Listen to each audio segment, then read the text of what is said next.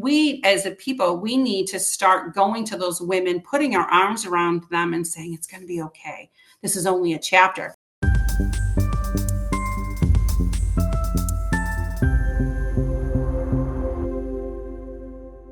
Hey everyone, thanks for joining me. My name is Reesa and I'm your host. We are talking to real families about real stories here on The Real Family Eats, where we've got food for thought and thoughtful food. So let's eat.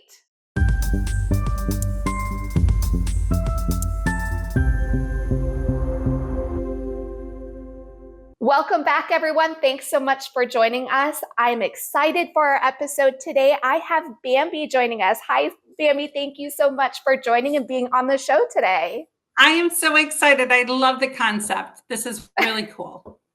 Wonderful. Well, before we start chatting about your very moving story, which I'm so thrilled to be able to get more into, can you tell us a little bit about who you are? What should we know about you for anybody listening? Absolutely. Well, just like you said, my name is Bambi, which has a story in itself. I am a mother of 6 adult children. They're all married. I have 2 of them that are in the military. One just left the military, so I did have 3. I have 13 amazing grandchildren. I do have one that passed away hours after he was born. So I have 10 grandsons and 3 granddaughters. So somebody needs to have some more granddaughters for me here. I am a transplant from Buffalo, New York, where I raised my children as a single mom most of my life.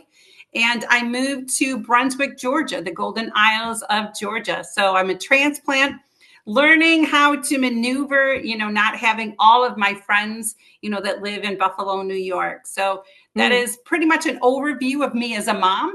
I did homeschool my children for 27 years. So I had an amazing opportunity to be able to do that. And, we went through some bumps and bruises in our lives and we made it through. Yes. Oh my goodness. I'm sure you've got stories for days with the amount of experience that you had. I sure do. I was thinking, when I got on, I was thinking, 2 stories that I usually share with people that really gives, the concept of what being a parent is all about. When I was 49 years old, I had a friend of mine tell me, hey, why don't you do something really out of your box? And I said, what would you think I should do? And they're like, why don't you get a tattoo? And I'm like, no, not getting a tattoo. So they said, why don't you go skydiving? So I said, oh, and I had just gone skydiving with one of my children, and it was inside of the iFly place. So the guy that's sitting on your back trying to tell you how to do this, he goes, it's just like skydiving. This is exactly what it's like. And I'm like, oh, okay, I can do that. So I take one of my daughters went skydiving with me. And we got there, and we're a little cocky, like we all are in life. Things happen in life and we're like, we're going to do this way. We're going to do this way. We're going to raise our children better than our parents did. We're going to make more money. We're going to have all this. So you're a little cocky when you start life. Just like I was a little cocky when I decided to go on an airplane. They harnessed you up and everything, and they get you into the plane. You go up 17,000 feet. They open up the door. They tell you that you're the first person that's going to go out. Oh my goodness. Why am I the first? Then this tandem guy sits on the back of you. So the heaviness and the burdens and the life that happens, they tell you to move to the edge. They don't tell you when they're going to push you out. Because you would take the sides, like all of us in our lives. If they told us what was going to happen in front of us, we would probably go, no, not going to do that. Right. No thanks.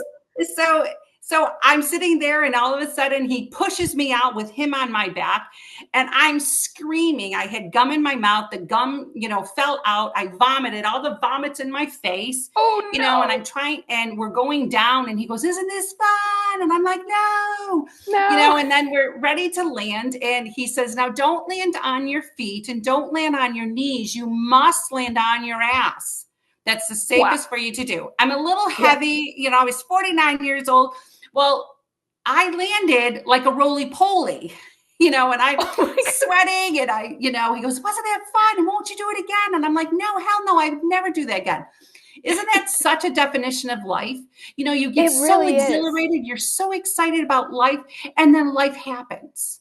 And you Mm, fall on your ass over and over and over again. But it doesn't matter that you fall on your ass because you can get back up and you can do it hmm and go march forward again. So that's my amazing definition of life. So if anybody ever asks you, what's your definition of life? Tell them to go skydiving and it will give Yeah, them the definition. that's a really good example and one that I would have never equated, but makes a ton of sense. Yeah. Makes fun. And somebody's hanging on you, telling you how to parent, how to Mm, take care of your family, how to take care of your children, what to do when your child's doing this and that. We all know the answers. It's like this bag hmm that's hanging on our shoulders. And we just want that person to get off of our shoulders so we can make the mistakes or we can figure it out ourselves. Yeah, absolutely. Gosh. Okay. Before we get even further into just the challenges of parenting, I want to pause. And I know you're sharing a recipe with us, and it sounds like a very special recipe. So, what are you sharing with us today, and why did you choose this one? I am sharing my grandmother's coffee cake with you. I chose it because my Okay. grandmother has been passed away for 20 years. She died on Christmas Day, and she Wow. made this every Christmas. So my family, we would make it every Christmas, and now we still make it, every Christmas. So it was just a memory, and it was fast, and you could put everything in a bowl and mix it all up. So it wasn't like it was going to take forever. And I homeschooled my kids, and I could just say, "Hey, girls, go make a coffee cake," because it was easy to make. Oh, So that's why I wow. picked it. Yeah, I love that. And I love the idea of just even being able to do it with your children. Like you said, if it's kind of a plug and play, just everything mix it, I imagine it makes it easier to kind of give them something to do with their little hands that want to be in everything. Absolutely. And some people may not add the dry ingredients with the wet ingredients, but I did and I didn't care. And it always turned out perfect. Love it. Love it. Okay, so speaking of, give us the rundown of just what the ingredients are, what the steps are. I'll get mixing while we chat some more. Okay. The ingredients are flour, sugar, sour cream, baking soda, baking powder, I think. Oh, and a stick of butter. I think that's what it is. Yep. Okay. Yes. And I melt my butter, because Okay. and then, it's 2 eggs. I don't Okay. have my recipe in front of me. You do. But Yeah. I knew it by heart. So I just melt the butter and then I put all the rest of the ingredients in together. I don't put the eggs in first once you melt your butter, because if the butter's hot, you don't want to, you That don't makes want to sense. fry your eggs, kind of thing. But then you take a bundt pan, spray the bundt pan with, your nonstick, and then you hmm put half of your recipe on the bottom. And then what you Okay. do in the middle, you put chocolate chips, brown sugar, and cinnamon.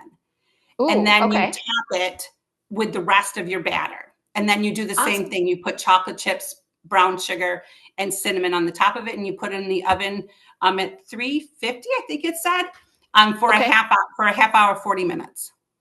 Awesome. Well, I can do all of I that. did it all by memory here. Yeah, that's impressive. It shows how much you've made it, right? Yes, absolutely. Ugh. Awesome. Okay. So I will get mixing and I'd love to chat. I know something in particular that you've experienced and we've talked a little bit about is just the fact that you were a single mom for most of your parenting journey. And I imagine not only that, but now also then having them be adults. And so now they've launched off into their own lives that presents maybe a little bit of a different kind of challenge. Would you say that's the case? Absolutely. I mean, it wasn't always easy. But hmm I think about it as chapters in our lives. We're not stuck in a chapter for very long, and we think we're in that chapter forever. You Yeah. think you think you're in the chapter of single parenthood forever, and they're never going to get out of the stage, and they're always going to need you and everything. But then, my last children were identical twins. They left for the military 8 years ago at 17 years old. So I Oh, became wow. an empty nester, very Okay. early on, in my Yeah. life. And they were 17 when they went in. And I remember walking into my house in total devastation. and I fell to the ground and I cried and I just curled up like a little baby in a ball because Wow. now my mommyhood was Hmm. done. My motherhood, I'm Wow. always a mother, but my Yeah. mommyhood was done. Mm. And that was a devastation to me because now I'm by myself. There's nobody else to pick up the pieces. There's nobody else to hug me and to say it's going to be okay. And I had to define me again in my life. And I think that that's what as women, we're always redefining. We're going Yeah. from, when our children are really young. And I had 4 babies under the age of 5 years old at 22 years old. Oh, wow. So while you're a baby yourself, While I'm a you've baby got, myself, trying to figure it out, trying to figure out the trauma of my life, trying to be perfect, trying to be better than my mother, trying to make sure that I'm a good wife, a good Christian girl, because I had gotten saved. I became a Christian at 17 years old when I found out that I was having a teenage pregnancy. So you're trying to okay. figure it all out, but then that chapter doesn't last forever. Mm. It doesn't last forever that you're changing diapers every hour. You Yeah. move on to the next stage and then the next stage and the next stage in our lives. And I think that now that I'm 55, I think that is what has helped me to understand and be able to even talk into people's lives and talk into women's life, because life is just a bunch of chapters and we don't have those chapters for so long, and just hang on for the ride because that too shall pass. Yeah. Can you say more? So I heard a couple things in there that you had mentioned, you know, starting your parenting journey young.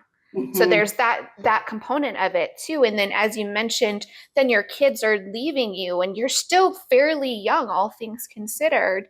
Can you say a little bit more? Because I heard you mention in there, my mommyhood had ended versus motherhood. Like for you, can you tell us a little bit more about kind of that difference and really what did you find was that ending? Like what did that mean for you personally? Well, it meant that my children grew up, left the house, and decided to get married. And I didn't have as much say in their lives anymore. They didn't Yeah. come to me for advice. Now they came with their spouses for advice.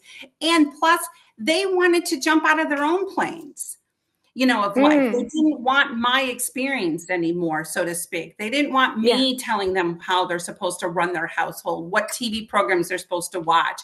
Hey, when you were a little kid, I didn't allow that program into our house. So why are you, they were adults now. And so that Yeah. was really difficult, that I had to step back and still have to step back and remember that they're living their own lives now. They're trying to redefine their own lives. They're taking a little bit of everything that they have learned and they're Hmm. creating their own family, and Yeah. I had to stop getting offended that they weren't taking all of their childhood into the next phase of their lives, because Yeah. I thought I did a pretty good job. And it's not that you don't, but some of the things that you did with your children don't want to do with their children. And you have to be Hmm. okay with that. You have to be okay with that conversation that you're having, um, and not take it personally. How do you do that? Because I hear you saying, not taking it personally. And then at the same time, I heard you earlier saying that when you became a parent, you were working really hard to, if I heard this correctly, and let me know if I'm way off base here, but that you were working hard to kind of maybe break some of the patterns from your own upbringing. And so, I can imagine where, you're seeing that and you're going, I don't want to replicate this. Let me try something different with my own Yes. children. And then now being on the other end, your children going, maybe I want to try something different. How do you kind of receive that and not necessarily like take that Well, I personally? am so thankful that my first child was a girl and that she loves me dearly, because she prepared me for the things that were going to be different. So I am so grateful that I had 6 children, because I had Okay. 6 opportunities to fall on my face and I have 6 opportunities to keep my mouth shut. Wow. Because in the beginning, no, when my daughter's been married, my daughter was married for 17 years, and then her husband, had an affair on her and she remarried. So I have a daughter that has been married 20, total 20 years of her life. Wow. That so I've had more experience now because I have 6 children, that my youngest child, I don't interfere. I don't ask questions. I don't, I just go there and be Nana now, because I look at it that they're standing before God with their children. I'm not. Mm, They're standing and understanding. And if they ask me for advice, which they don't very often, mhm. I'll give them I'll give them advice. But I really count it an amazing blessing that I've had 6 kids, that Wow. I've had that opportunity and I've had that growing experience. And I'm really, and my daughter that's been married a total of 20 years in her life has 2 of my grandchildren. She has my oldest grandchild, and she allows me to, speak in their lives. Um, Mm, so it helps me not to, that I don't speak in the other people's lives. yeah. So it sounds like being able to kind of, reframe some of that, have at least still some outlets, and maybe someone who's willing to kind of maybe have some compassion towards some of Yes, the pain, like you said, of these growing pains of moving into different parts of, or different chapters, as you mentioned, of your absolutely. life.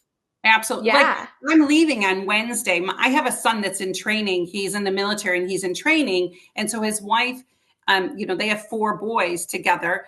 And so I'm going, to go spend 9 days with my daughter in love. And I had to really learn, even with having in-laws, I'm not her mother. And that was very difficult for me. I'm not her Yeah. mother. She has a mother.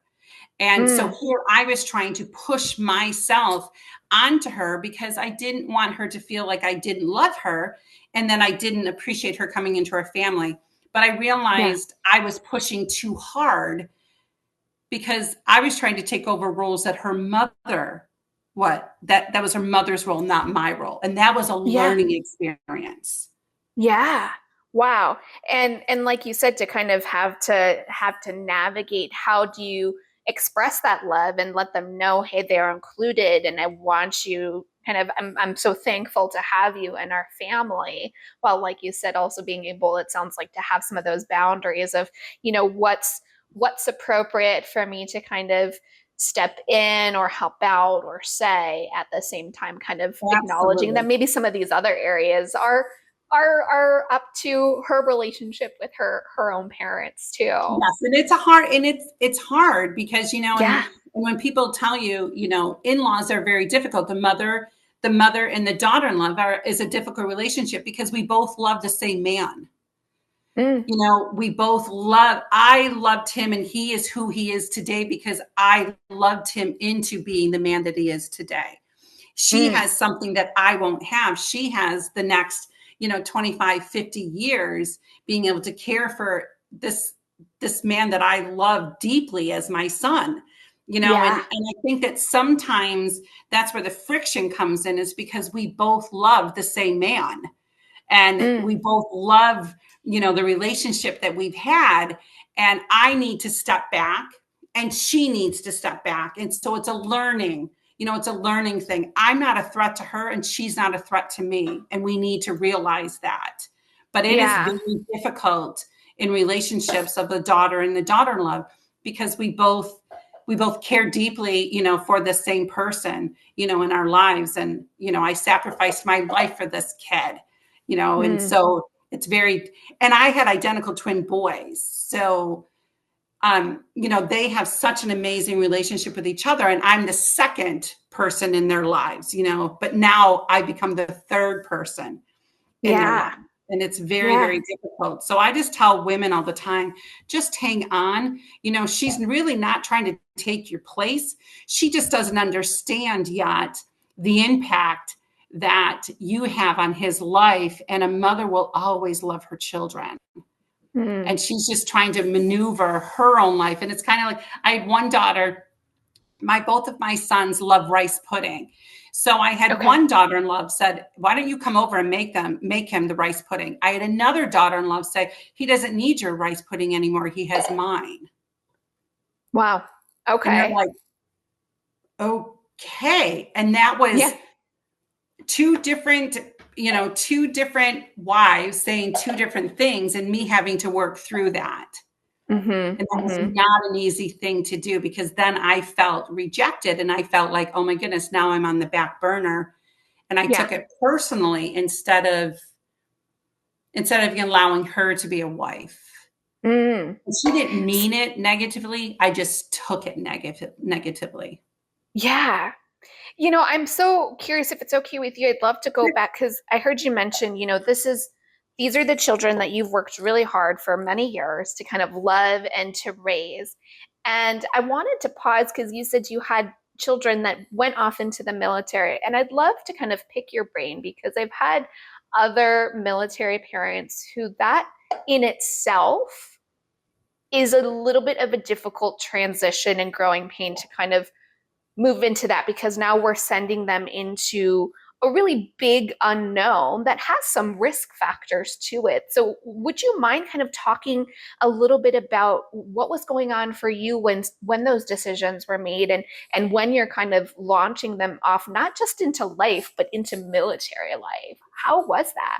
It's a totally different ball game. So when women are saying, "Oh, my child's going off to college and I won't see him till, until, spring break or whatever." Mm-hmm. And as a mom of a military son, you're like, "I may never see my son again because he's Wow. being transferred over to some place that I may never get to go see.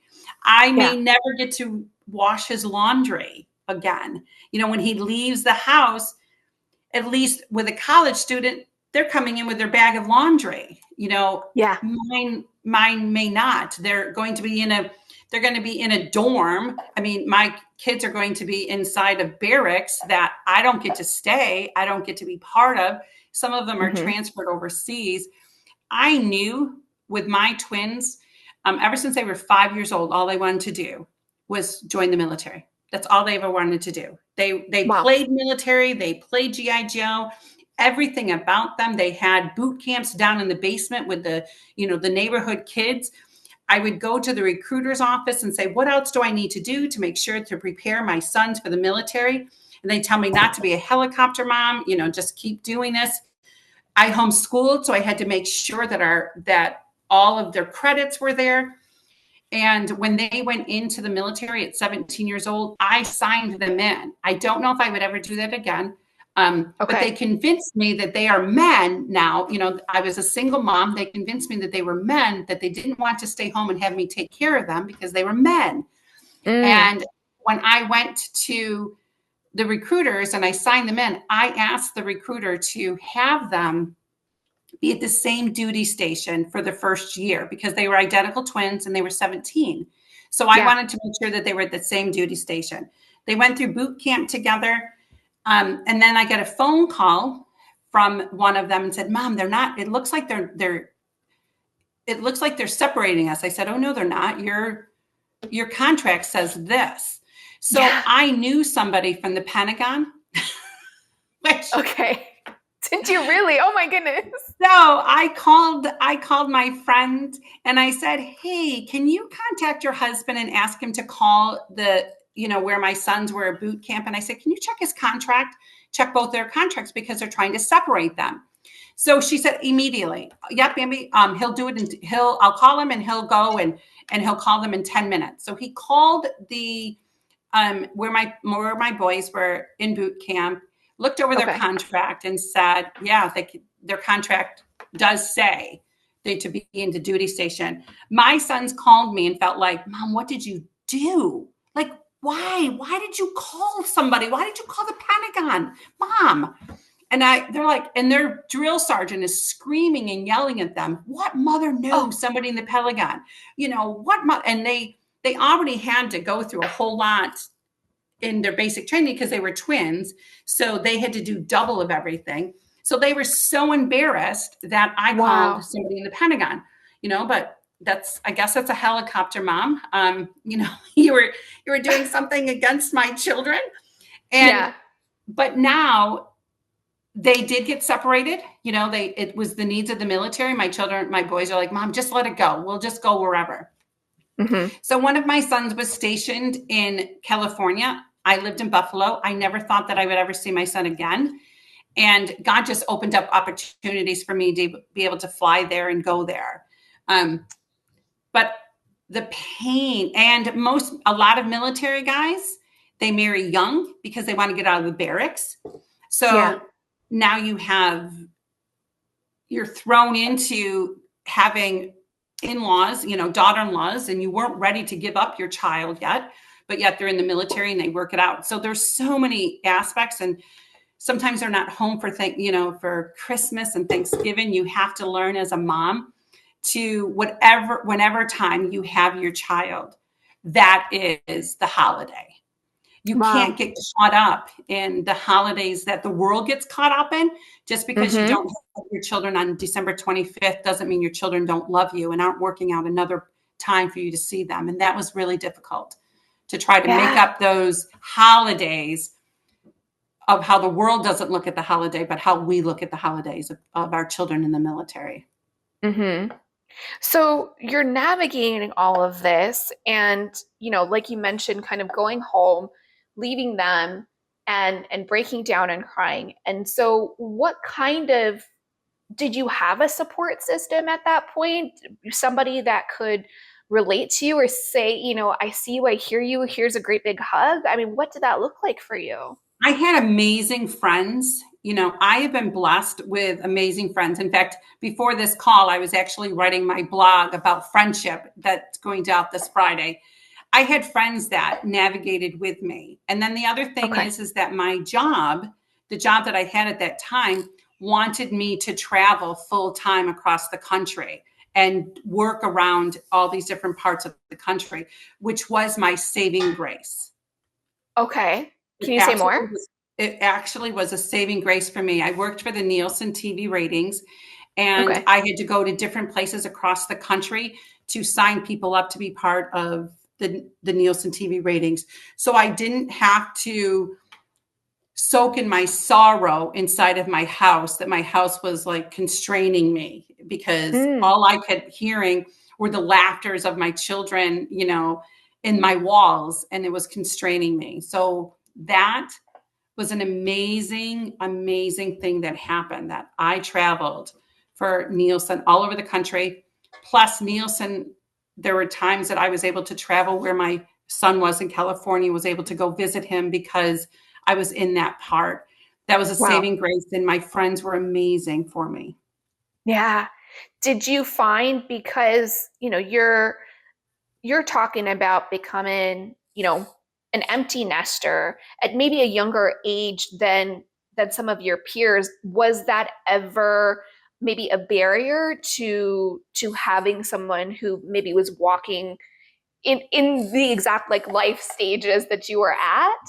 It is such a barrier. Now we laugh about it now because some of Okay. my friends are just like now having grandchildren. And I have 13, with one of them turning 15 years old. Wow.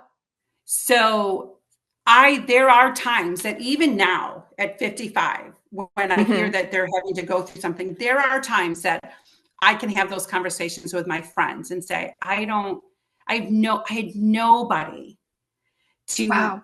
plow the field with me. I had to plow the field alone for you. Even Hmm. now is the time, at 55, between 50 and 55 and things like that. Now that's the time that women go through menopause. I went through menopause at 32 years old. So I don't even Wow. have that. So here my friends are going through menopause, but I've already gone through it. Yeah. So that has been that out of anything, I would say that has been the hardest thing for me, is because I've had to go through things first. Mm. Which I imagine for your friends now who are now experiencing it, it's great to have someone who's walked in those shoes. But for you, as Right. being that trailblazer, that it could feel really lonely doing all I of was that very on your lonely. own. And I was the first that lost, I lost a grandchild. They haven't even had grandchildren yet. And so I lost a grandchild, to have to walk through those things alone. That, out of anything in my life, I would say that has been um, the biggest struggle for me, is that I've Okay. always felt like I've walked alone in every Wow. experience, in my life, because I was so young. And, Mhm. I was 40 years old and became a grandmother at 40. Wow. My oldest daughter is 37 years old, Mhm. so that was now I'm so glad that I did get to walk through it, a lot of times by myself, but there were moments that were sad. And the other thing is like I have a girlfriend that she has a daughter in love, and now they're having a child, now her son is having a child. It's different when your son is having a child versus your daughter having a child. It's a Can you different say bond. more? It's just that with your daughter, and even scientifically, our bodies, when we are created, our bodies all have the eggs inside of us that when we are born, we have the eggs inside of us, even of our grandchildren and our children, that there's a maternal bond between a mother's children and grandchildren than there is with my son and his children. It's a totally Mm. different. Your daughter is going to call you for advice. Your son's wife is going to call her mother for advice. You're going to feel like the outsider trying to give some advice and things like that. She's going to call her mother. So it's Mhm. a totally different bond that you have to Yeah. get used to, that people don't talk about. There's Yeah. so much that we're talking about now that people don't talk about. And I wish that I wish that I would have known some of that. But I think maybe we just have to go through the stages of our lives, and then we can look back and go, wow, I wish somebody would have told me that before I had to walk in it. Mhm. I'm so curious in your opinion because I have my own opinion, of course. But why is it that we are so tight-lipped about those things? Like you said, no one's talking about it. I wish I had known that, or I wish someone had, put it on my radar that this was such a transition, such a growing pain. Maybe I would have been, more prepared. Why is that, in your opinion, do we not? Because we don't want to be vulnerable. Vulnerability Mm, is really tough, to be vulnerable. And it's yeah. really tough to see that you feel like you're the only one that's going through it. I remember, this is such an example. I remember when I was a young girl that there was a woman that she had 4 children, and she had 3 children, and she gave birth to her other child. And that child, all he did was cry and cry and cry and cry. Um, so when I tell you this story, I'm not telling you that I agree with it or anything, but Yeah. she didn't know what to do. So she laid a pillow over his head, hoping that he would stop crying. She didn't Wow. suffocate him. She didn't do it. It wasn't that. She just put the pillow over his head. That child ended up dying, and Mm. she ended up going to court. And I remember this happened when I was 13 years old. Oh, And I wow. remember all of us were so mad, and the fury that we had, like, how dare this woman do this? And, what was she walking through? And she had to go to court. We're all saying she needs to burn in hell, for what she did. And Hmm. then I became a mom. I became a mom, and I became a mom at 22 years. I had 4 babies at 22 years old. Yeah. And I now had compassion for that woman. I learned that this is not an easy job, that Hmm. they take everything from you. I am not condoning that you put a pillow over her head. So please, I don't want your audience to think Yes. that. I'm saying I now had empathy for her, because there Hmm. were times that I just would like to just put my kids in a room and maybe never like open up that door, because it was Yeah. so because when you're that young, you're trying to work through your trauma and your pain that you went through as a young kid. And now you Hmm. have these children that are consuming every bit of you. I learned a lot of empathy at that time. I learned, like, let's not judge, let's hear their stories. Let's Mm. understand where she was coming from. And she would be in the courtroom saying, I just wanted him to stop crying. I just wanted. So her heart had no intentions of having her baby die. She just wanted him to stop crying. Yeah. And I imagine, like you said, the vulnerability it takes to kind of open that up.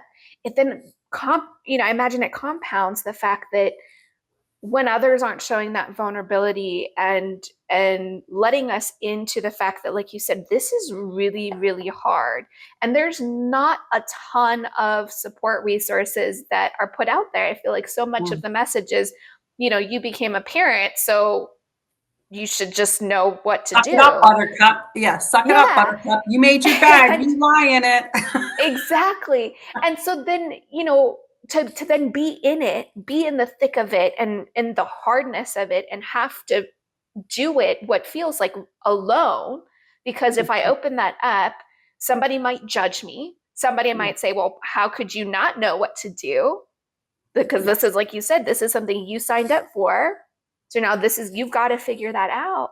That then, gosh, how incredibly isolating, and just even, I feel like, even harder than maybe it needs to be Yes. when you feel like you have to do it alone. Is that a fair statement? Absolutely. And I remember when I was a young mom, I was a strict young mom because I had 4 babies under the age of 5 years old. I didn't want anybody to think that we were on welfare. I didn't, Wow. so that was my preconceived idea, is like, oh my goodness, I can't have anybody think that we're not taking care of our own children. So when my children went into the church or my children went into the grocery store, they marched in a row. You didn't dare go outside of that. You didn't Mm-hmm. wear, goofy, boots and a dress and a pants, and you didn't match, because I had to make sure that everybody that was looking at me wasn't looking at me as a mom that was on welfare and that couldn't take care of her children. So I put so much burden on myself because I had this preconceived idea on how Mm-hmm. people look at you. And I was Yeah. bound, and I put so much pressure on myself. I put so much pressure on my 4 daughters, because they had to perform. And plus I homeschooled. And during the time that I homeschooled, it was not popular. Mm-hmm. It was not a popular thing of homeschooling, and the courts could come to your house and check everything to make sure that you were doing everything right. We weren't allowed to have our children outside of our homes until after 2 o'clock, because people would be wondering why our children. So even homeschooling my kids, I had to make sure that when we were in public, my children could perform. Mm. Like I remember them thinking, oh, why don't you, they'd say they're homeschooled. Oh, you're homeschooled. Hey, why don't you tell them the states and capitals while we're standing here? Oh, why don't you tell them, the parts of the body and everything like that? I had to program them to be able to perform if anybody was going to judge me or was going to look at me weird, that I didn't know how to parent my children. And boy, was that a heartache. And now as an adult, I was an adult, but now as a Yeah. person now, I make sure that I become vulnerable enough to tell people my stories. And Mm. then they're able to, when my daughter was 5 years old and learning how to count by fives, we had the nickels sitting there. We were like, this is so great. The first day she knew exactly how to do it. She'd go 5, 10, 15 and put them all in a row. The next day, I'm like, well, we're going to do nickels again. We're going to count again. She had no idea how to do it. Again, how do you have no idea? And Yeah. I was burning inside. I was like aggravated, Mm. so aggravated inside, because she knew how to do it the day before, but today she Mm-hmm. didn't know how to do it. And she had ponytails, braided ponytails, and I yanked one of her hair. And I said, I Wow. can't believe you don't know how to do this. You did it yesterday and you can't do it today. And when I yanked her hair, I was like, oh my goodness, I just pulled her hair. And it wasn't like this cutesy little pull. I pulled her Mm-hmm. hair. And I had to walk away thinking, what the heck did I just do? Why am I doing this? And I'm pouting as a 2-year-old because I thought I took offense to the fact that I taught you how to count by fives until you don't know how to do it. Yeah. And I remember having to sit down with her and say, I'm so sorry. What can I do to help me not to get that angry? And she said, Mommy, when I see your eyes roll in the back of your head, I'm just going to start praying. And, Mm. you're like, okay, or other things that people don't talk about. When your child has a sliver in their hand Yeah. or in their foot, though that child thinks you're killing them like no tomorrow, they're like screaming and yelling, and you're getting frustrated because If you could just get Mhm. it out, you're going to be fine. So everything inside of you is burning, like you're so mad because you know if you just let me get that sliver out, you're going to go, oh, that didn't hurt. But that child is screaming bloody murder. And Yeah. at first you're like, oh, Henry, it's going to be okay. Henry, it's going to be fine. And then the more they start screaming, the more you're starting to lose it. And then you're Mhm. like, I got to wait till he goes to bed, because if I don't wait till he goes to bed and take his foot when he's sleeping, I'm going to lose it. But Yeah. parents don't want to talk about that. And every child, 99% of children do that. Mm. They scream and yell when they're trying to take a sliver out, but we don't want to talk about that we didn't handle it correctly. Yeah. When And I'm so curious for you, you'd mentioned kind of that vulnerability, right? And so speaking of, would you be willing to kind of share what was your brain in those moments, like you said, when you're burning hot and you're kind of worried about that narrative and what people are going to perceive or may already be perceiving. What is it that your brain is trying to convince you? If they see this, then what are they going to do or say? Like, what was your brain trying to convince you that led you, like you said, to that point of feeling so much pressure to perform? Well, because I was so young, Mm-hmm. my brain goes that they're going to think that I'm not old enough to do this. I'm not old enough to take care of this. I should have never done this in the first place. I never Mm, wanted anybody to look at me and say, "Oh my goodness, she never should have had children." Because yeah, there are people in the grocery store when you see a child like kicking and screaming and carrying on, and we as a people, we need to start going to those women, putting our arms around them and saying, it's going to be okay. This is only a chapter. But instead, we go and go, I can't believe, she's getting to a point that she's acting ridiculous because her child's acting ridiculous because she's embarrassed because everybody's staring at her instead of yeah. helping her, and Mm, we're all like talking, about this poor girl, this poor woman, that her child's sitting on the floor, and screaming and yelling. My grandchild did that to me one time, and we were in JC Penney's, and he got mad at me and started screaming and everything, and I got on the floor and started screaming and yelling right along with him. And he looked at wow. me like, Nana, what are you doing? I'm like, well, what are Yeah. you doing? Doesn't that look stupid? And he's like, but why Mm, did you do that? And I said, why did you? I said, I just wanted to, but we don't do things like that to break the narrative. We don't go up to women and, and help her through the process. We feel, that's why I think that we always feel like we're so alone. yeah. And it sounds like you're saying is just what I've heard before, just that fear, right? The fear of what these people are potentially already doing, and rightfully so. I've met my fair number of people in the grocery store that are very much judging.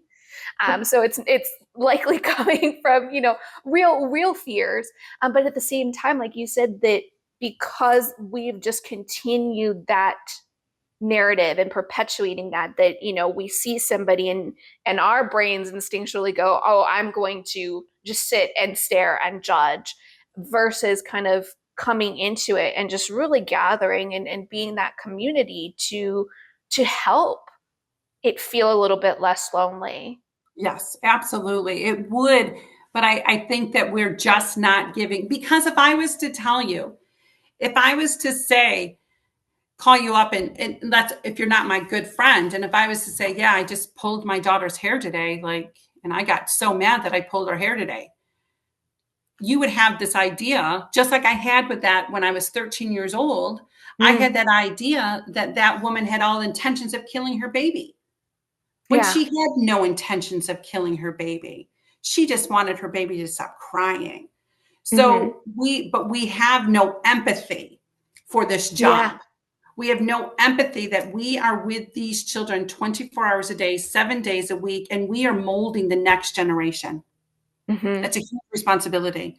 We are, and I was an intentional mom. So everything that I did was the intentions that my children were going to grow up to be good citizens of the United States. So everything that I did, I made sure that it had to do with that. So there was no, there was no selfishness in our house. There was like, the guests get the best. There, the thank you notes were written. The TV programmings. We didn't watch TV program because I didn't want that to be in their heads that they were going to be these kind of people. And it's exhausting. Yeah. It's exhausting. Your job as a mom is exhausting. It is the best reward that you'll ever get as a mom, but it's the most exhausting job.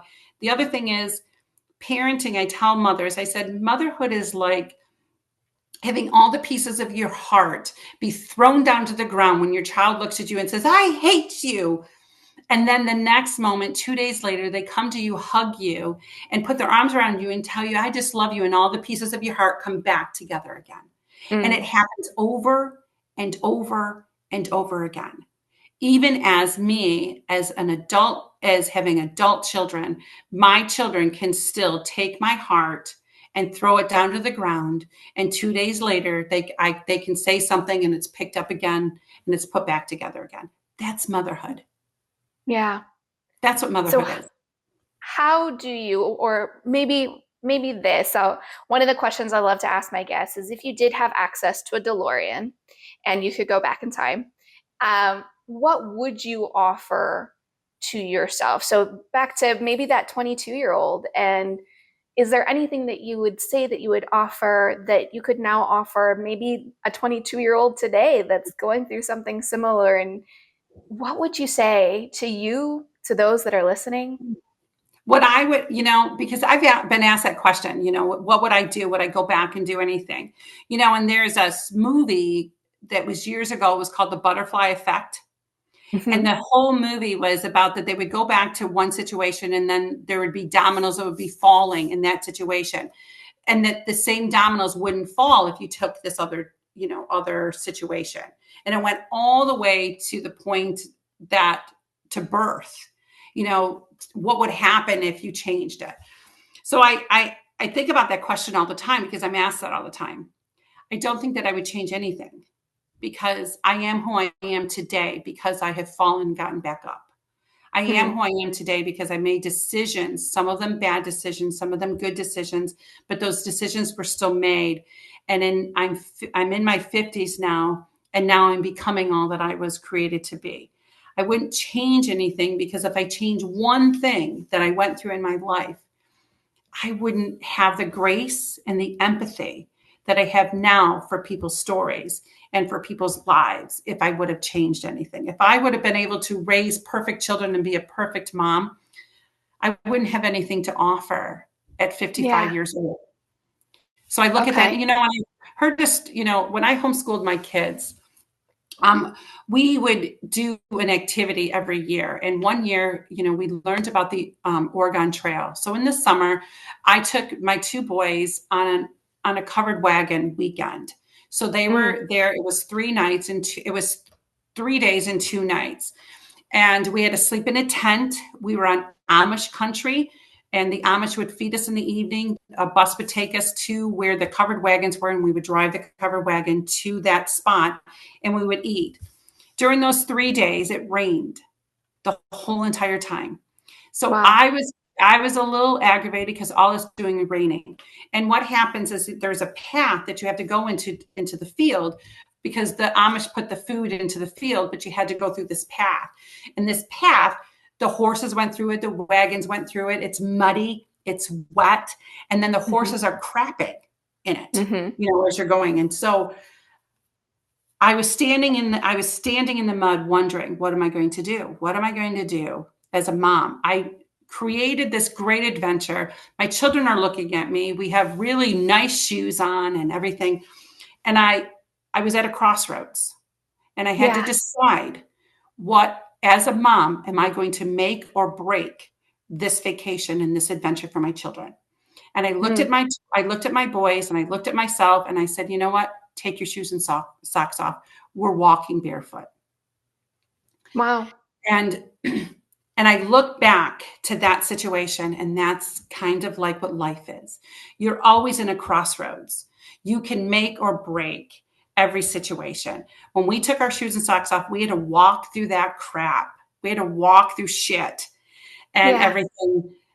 But every Christmas or every Thanksgiving or every time that we're together, that adventure is talked about in a way Mm, that there's laughter. And yeah. and there was a time at night, because it's dark, because we're in Amish country, so it's dark. Well, I have to go to the bathroom and I have this little flashlight that I have to go to the outhouses. Well, throughout the whole day, there was an Amish cart and buggy and horse and buggy next to our tent for the whole day. So in the middle of the night, that horse and buggy were gone, but the pure crap was still there. And I didn't know it. And I stepped in pure crap. Wow. And I had to go to the bathroom and I had to sleep with my feet outside of our tent for the whole entire night because I had no way to clean anything. Yeah. But I tell that story because that's, as women, we're always in a crossroads. Mm, We always are going to make or break something in every situation. And a mother creates the atmosphere of her house. And we can create an atmosphere, whether we get shit handed to us. Some of us, yeah. I was a single mom. I had stuff handed to me that I didn't ask for. I had a Mm-hmm. teenage pregnancy that I didn't ask for. I was a victim of domestic violence. I didn't ask for that. I didn't ask for an infidelity. I didn't ask for that. But I had an opportunity, and each and every one of us as mothers, we have an opportunity. We're either going to make or break the situations for our children. You Mm. either take the shit and you just get the best pedicure in the world that you ever want, or you get angry and you throw things around and you put your kids into the car and you say, we're going away. Yeah. We have choices. We're Mm, always in a crossroads. And I hope that people that are listening to this is that even if we're thrown some lemons in our lives, let's create some lemonade. Our children are watching us. Our children are looking for us. Our children are seeing our pain and our stuff. I mean, there were times that it was rough as a mom. mm-hmm. It was so Yeah. rough. We had no food. There were times we had no food. And my friends would bring over food. But now we look back, and whenever somebody brought in any food, we would knock the doors in our neighborhood and ask if people wanted to come over to eat dinner, because we now had food. And now we could Mm, share it to the neighborhood. I could have hoarded all that, or I could have just not made an impression in my children's life, that now they talk about it. They talk about how we were given a bushel of oranges, and we counted the oranges and put oranges inside of a bag to take them to people. yeah. You can find ways to make Mm-hmm. the lemons in your life. You can find those ways. You can find the ways of making the crap in your life, make it memorable, because there's going to be a day, there's going to be a time that your children are going to be laying in bed with their spouses, and they're going to be talking about what their childhood was like. Mm, That was life-changing to me when I realized that everything that my children would go through, they're sitting in bed with their spouses and talking about it. yeah. I'd like them to Yeah. talk about that it was somewhat happy. Mm-hmm. Yeah. And I think what I appreciate is, like you said, maybe being able to zoom out a little bit, because when you are in the thick of it, it can be really, really hard to see that end of that chapter and to Mhm. go, this is a period. And it feels really crappy when you're in it. Sometimes it can feel really lonely. And I think as a society, we could do so much better in decreasing that loneliness, that the chapter, we can get to the end of it. It is possible.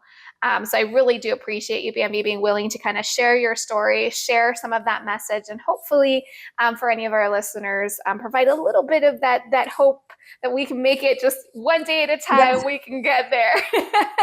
And So for any, I tell your shit stories, because they're yeah, fun and they laugh. Tell them. absolutely. Yes.